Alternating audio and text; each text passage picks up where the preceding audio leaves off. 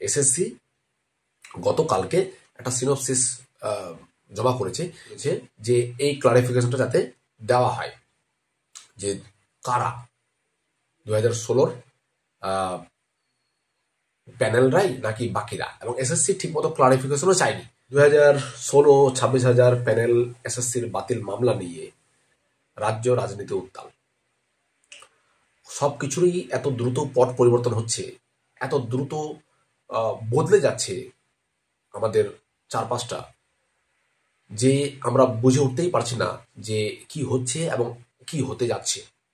এইরকম একটা অবস্থায় আমাদের কাছে রিটেন ডকুমেন্টসটাই আসল প্রুফ। রিটেন ডকুমেন্টসগুলোকেই আমাদের ক্যারি করে নিয়ে চলতে হবে।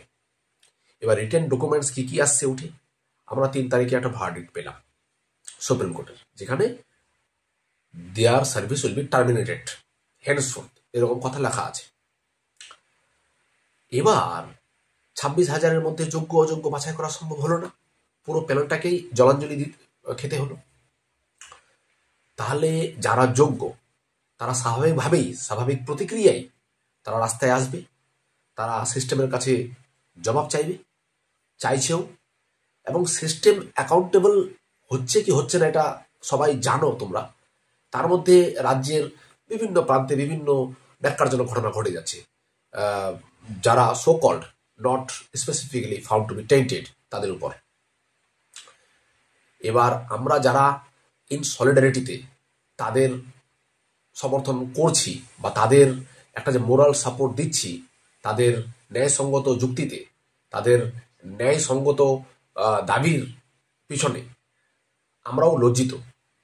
এইরকম একটা অবস্থায় তারা দিশেহারা।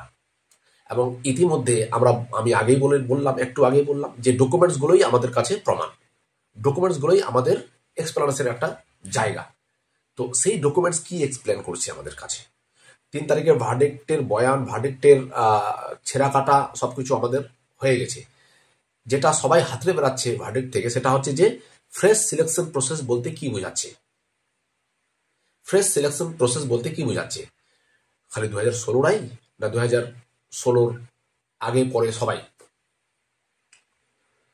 তো এই ক্লারিফিকেশনটা পেতে গিয়ে এসএসসি একটা প্রেয়ার দিয়েছে, এবং প্রেয়ারের মধ্যে আবার এটাও আপিল করেছে। এবং এসএসসিও ঠিক শব্দবন্ধটা যেভাবে সুপ্রিম কোর্ট তার শব্দবন্ধে রেখেছে ফ্রেশ সিলেকশন প্রসেস, সেভাবেই এসএসসিও তার প্রত্যেকটা আপিল, প্রত্যেকটা চিঠিতে, প্রত্যেকটা ডকুমেন্টসে ফ্রেশ সিলেকশন প্রসেস ঠিক সুপ্রিম কোর্টের শব্দবন্ধটাকে নামিয়ে দিয়েছে। তো এরকম অবস্থায় ক্যান্ডিডেটরা 2016 হোক বা তার আগে পরে হোক, ক্যান্ডিডেটরা সবাই দিশেহারা, সবাই হাতে বেড়াচ্ছে, একে ওকে জিজ্ঞেস করছে, আইন বিশেষজ্ঞদের কাছে যাচ্ছে, বিভিন্ন জায়গায় তারা এটার একটা ক্লারিফিকেশন চাচ্ছে, কিন্তু কেউ ক্লারিফিকেশন দিতে পারছে না। ক্লারিফিকেশন দেওয়া যাবে, কিন্তু এই ব্যাপারটার ম্যাগনিটিউড এত গভীর যে ক্লারিফিকেশন দিতেও ভয় লাগে, কে জানে যদি উল্টে যায়। ক্লারিফিকেশন এটা ক্লিয়ার যে 2016 যারা পরীক্ষার্থী ছিল তারাই বুঝতে পারবে, এটা ডিভিশন বেঞ্চেও যে নির্দেশ সেটাও মেনশন করা ছিল। তবুও ফ্রেশ সিলেকশন প্রসেস নিয়ে, যেহেতু ফ্রেশ সিলেকশন প্রসেস কথাটা বলা আছে, তার নির্দিষ্ট তার প্রচুর মিনিং সেখান থেকে আউট হয়ে আসে আমাদের সামনে। ঠিক আছে, তো এইরকম একটা অবস্থায় সবাই সুপ্রিম কোর্টের দিকে তাকিয়ে আছে যে একটা সঠিক ক্লারিফিকেশন দিবে। ইতিমধ্যে আমরা জানতে পেরেছি সুপ্রিম কোর্ট আবার 17 তারিখ একটা ডেট দিয়েছে। 17 তারিখ ডেটের আগে আমাদের পরিপ্রেক্ষিতটা জেনে নিই। পরিপ্রেক্ষিতটা হচ্ছে এসএসসি 3 তারিখেই একটা চিঠি দিয়ে, মানে মধ্যশিক্ষা পর্ষদ বোর্ড একটা চিঠি দিয়ে এসএসসি কে জানিয়ে দিয়েছে যে fresh selection process as per the directions of supreme court আমাদের কন্টিনিউ করতে হবে এবং খুব দ্রুত সেটাকে কন্ডাক্ট করতে হবে। আচ্ছা, এটা গেল চিঠিটা, ট্রু কপিটা আমাদের হাতে আছে, অ্যাটাচমেন্ট আছে এসএসসি যেটা আপিল করেছে সুপ্রিম কোর্টের কাছে। এবার এসএসসি স্লাইড মডিফিকেশন বা ক্লারিফিকেশনের জন্য আপিল করেছে। এবার এই আপিলে মধ্যশিক্ষা পর্ষদ বোর্ড বিভিন্ন রকমের তারা তথ্য তুলে দিয়েছে, এবং তারা যে তথ্যটা দিয়েছে সেই তথ্যগুলো স্কুলের যে বর্তমান অবস্থা, অচলাবস্থা, শোচনীয় অবস্থা, সেটাকে মেনশন করেছে। স্কুলগুলোর উপর যে দায়িত্ব সেটাকে মনে করিয়ে দিচ্ছে। এবার এতে বিভিন্ন স্কুলের যে টিচার স্টুডেন্ট রেশিও কমে যাচ্ছে সেটার ব্যাপারে বলেছে। বিভিন্ন স্কুলের যে পঠন পাঠন একদম উঠে যাবে সেটার ব্যাপারে বলেছে। এবং সবচেয়ে বড় কথা বলেছে যে এই সব টিচারদেরকে, যারা 17,003টা অযোগ্যদের বাদ দিয়ে 17,003টা, এই 3টে candidate not so called, not specifically found to be tainted, এদেরকে রেখে মোটামুটি আপাতত মেকআপ দেওয়ার চেষ্টা করা উচিত এরকম মনে করে পর্ষদ, যাতে সিস্টেমটাকে চালু রাখা যায়, স্কুলের যে কন্টিনিউটি সেটা যাতে বজায় রাখা যায়। এদেরকে 1 বছর বা যতদিন না পর্যন্ত ফ্রেশ সিলেকশন হয়। এবার এই যে ফ্রেশ সিলেকশন শব্দবন্ধটা, এটা নিয়ে সবাই কনফিউজ। এবং আবার এসএসসি এটার ক্লারিফিকেশন না দিয়ে বা কোনো নোটিফিকেশন জারি না করে আবার একটা সিনপসিস জমা করেছে গতকালকে। এই যে তার 7 তারিখের যে পুরো 96 পাতার যে একটা আবেদন, তার জিসটা কি, সেই জিসটা আবার জমা করেছে।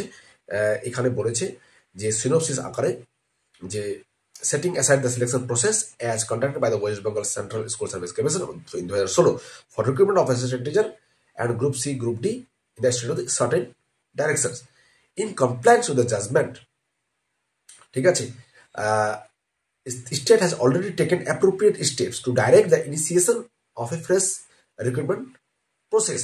However, as a consequences of impending termination of 17,206 জন teachers, 11.35% out of the existing strength 151, মানে 1,51,000, ঠিক আছে, of persons of the judgment of this honorable court, the already strained strength of teachers across the state stands further depleted, আরো কমে যাবে।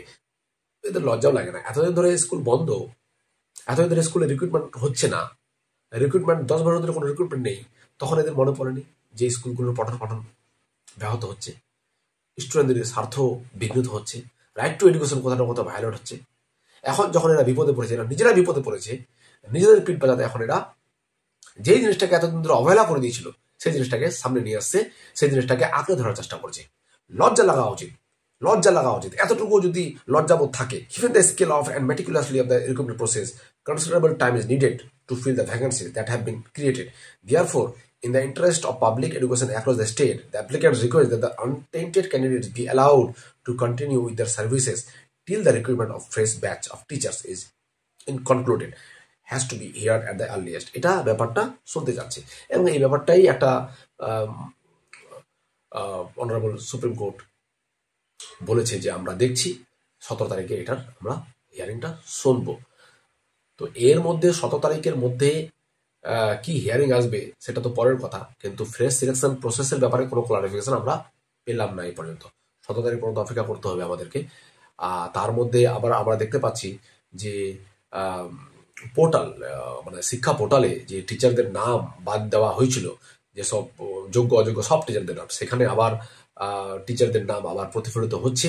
আমরা দেখতে পাচ্ছি এটা একটা ভালো কথা তাদের জন্য যারা যোগ্য, ঠিক আছে।